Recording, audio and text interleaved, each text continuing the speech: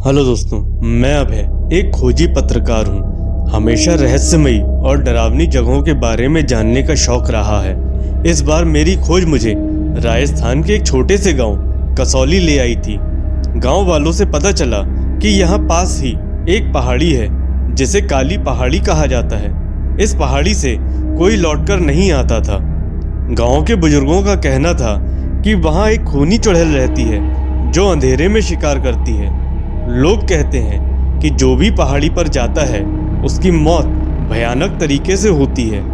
या तो वो लापता हो जाता है या फिर उसका शव किसी झाड़ी में पड़ा मिलता है, वो भी खून से लथपथ। मैंने ये सब सुना और मन ही मन में ठान लिया कि मैं इस रहस्य को सुलझाकर ही लौटूंगा। मेरे दोस्त विक्रम, आकाश और रोहित भी मेरे साथ थे। हम चारों ने फैसला किया कि आधी रात को पहाड़ी पर चढ़ाई करेंगे। रात के 12 बजे हम चारों टॉर्च और कुछ जरूरी सामान लेकर पहाड़ी की ओर बढ़ने लगे। चारों ओर सन्नाटा था, सिर्फ हमारे कदमों की आवाज गूंज रही थी।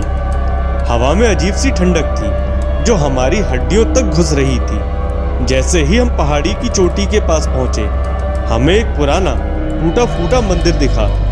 मंदिर पर सफेद सिंदूर के धब्बे और जली हुई अगरबत्तियां पड़ी थीं। ऐसा लग रहा था जैसे यहाँ किसी ने कुछ भूत प्रेत से बचने का प्रयास किया हो।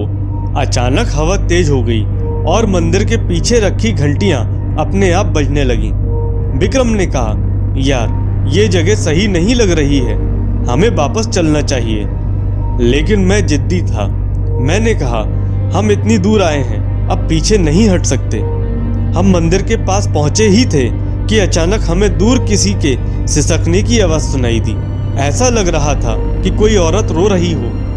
आकाश ने फुसफुसाते हुए कहा, भाई ये तो वही चुड़ैल होगी जिसके बारे में गांव वाले बता रहे थे।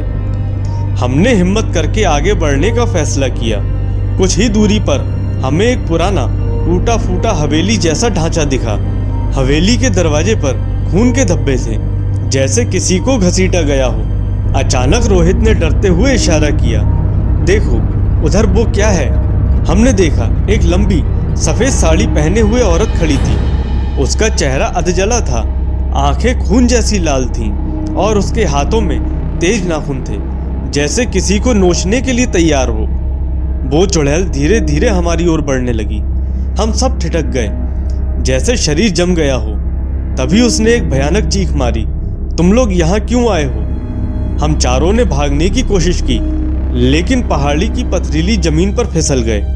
रोहित नीचे गिरा और तभी चुड़ैल ने झपट्टा मारा। हमने देखा कि उसके नाखून रोहित की गर्दन में गड़ गए और खून का फव्वारा फूट पड़ा।